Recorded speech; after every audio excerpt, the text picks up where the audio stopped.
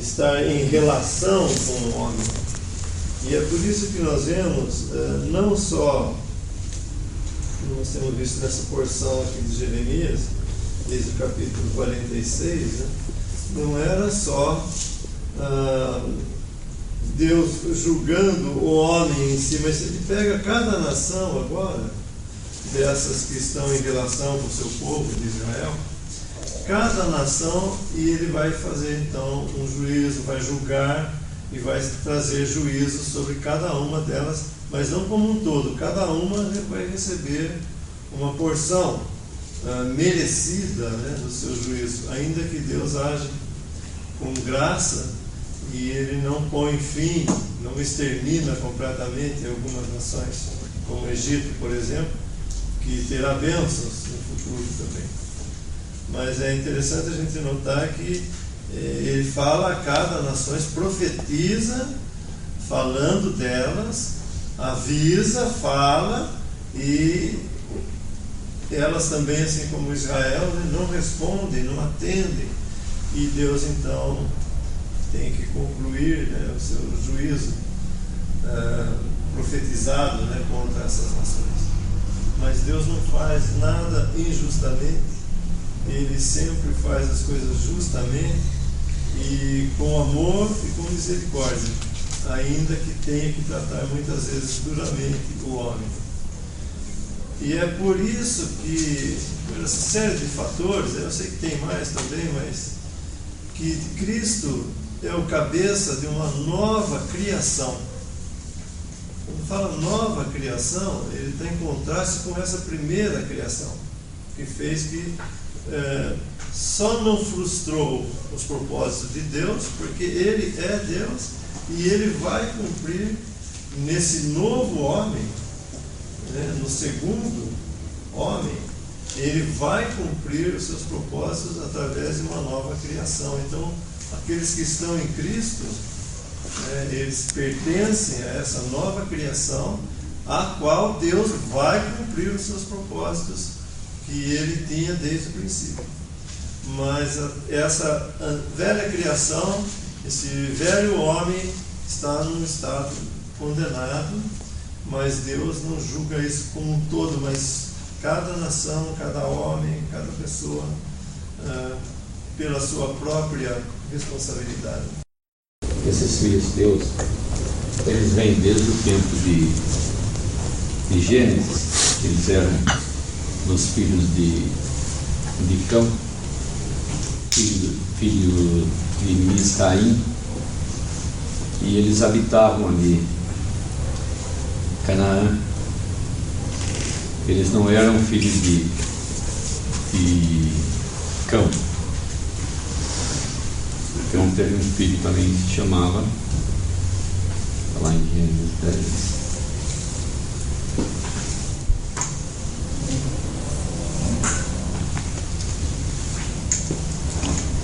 Gênesis 10, 14.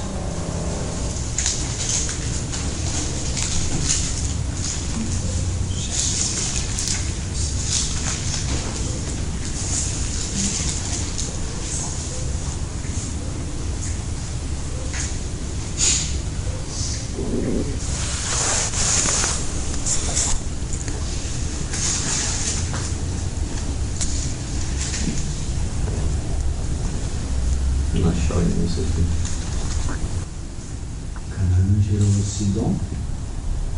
Canaã gerou Sidom. 10, 15. 10, 14. Ele era filho de Misraim, 13. 10, Misraim gerou a Ludim, e a Anamim, e a Liabim, e a Natuim, e a Patruzim, e a Casluim, de onde saíram os filisteus, e a Captorim.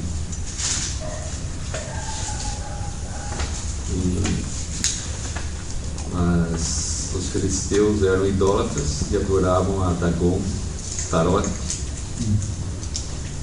e as cidades que pertenciam a eles eram Gaza, Askelon, Asdod, Gate e Ecrom. Gath era a cidade do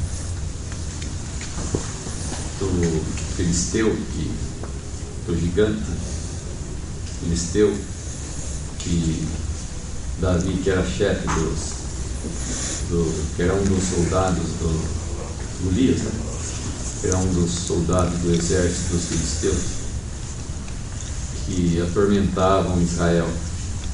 E quando eles saem do Egito, o povo de Israel, Deus fala para não passar pela terra dos filisteus. Deus não permite que eles passem pela terra dos filisteus, porque eles eram homens valentes, valorosos, homens de guerra, e Deus faz com que eles se desviem dos filisteus, então, mas eles vêm a ser inimigos depois deles, no tempo dos juízes que nós vemos.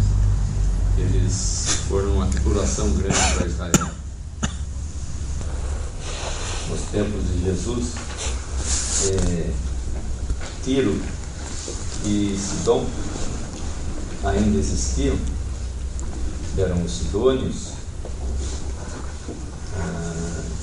Deus de Tiro eram 2 países, tinham 2 reis, cada um tinha um rei, não existem mais hoje, mas no tempo de Jesus eles existiam.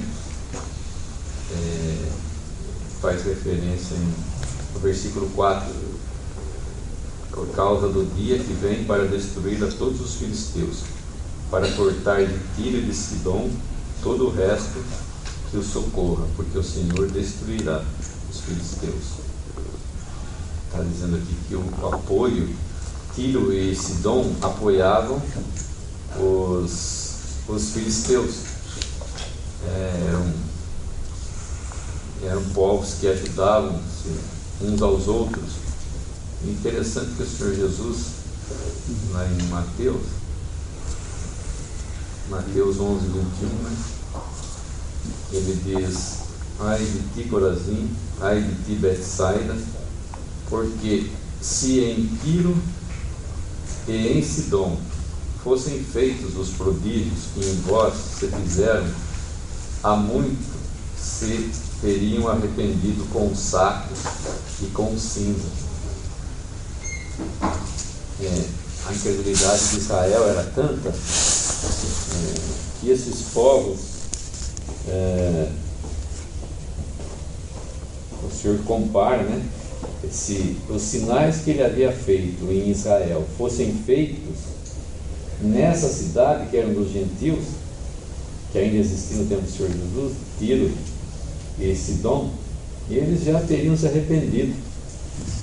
Tal era a incredulidade do povo de Israel. Nós vemos como é que pode. Os gentios que não conheciam a Deus, então o Senhor Jesus diz que eles se arrependeriam pelos milagres, pelas obras que o Senhor Jesus havia feito. E Elias, só para lembrar, Elias é enviado a Sarepta. Deus manda ele do riacho de Iriato, onde ele estava lá, que foi alimentado pelos corvos. Quando seca a água do córrego, Deus pede para que ele vá para Sarepta, onde vivia uma viúva ali.